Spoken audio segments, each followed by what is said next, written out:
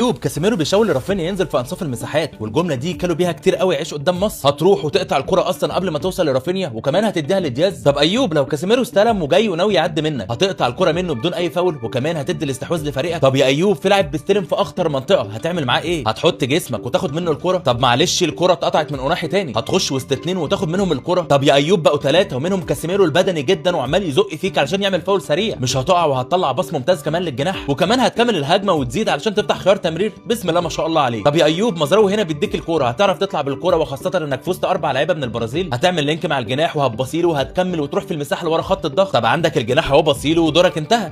انت بتعمل اسكان على تمريره تفيد الفريق اكتر، 2 على قرب منطقه الجزاء. بس كاسيميرو هنا داخل عليك هترقصه عادي؟ ده كاسيميرو ده جات له عقده منك يا اخي. وبعد كده باص في مكان مميز يا ابن اللعيبه. طب اخر حاجه يا ايوب لما المهاجم والجناح يكونوا رايحين بهجمه دورك هيكون ايه؟ بتروح في انصاف المساحات وتشد المدافع عليك وبعدين تتحرك لجوه وتسحب المدافع وكده كده الجناح سحب الباك فتفضي مساحه لاسماعيل يروح فيها. طب لو ماركينيوس قرا الفكره والكره اتقطعت وبقت تحول هترجع تقطع الكوره عادي؟ ده دورك. ايوب انت قلت لي انت عندك كام سنه؟ 18. ليه الفرنسي ايه بس يا ابني اللي انت بتلعب فيه؟ في اول مباراه بس الانديه كلها مهتمه بيك وفي اخبار طالعه ان ريال مدريد مهتم بيه. استمر وربنا يبعد عنك الاصابات وبنهايه البطوله هتوصل للعالميه ان شاء الله.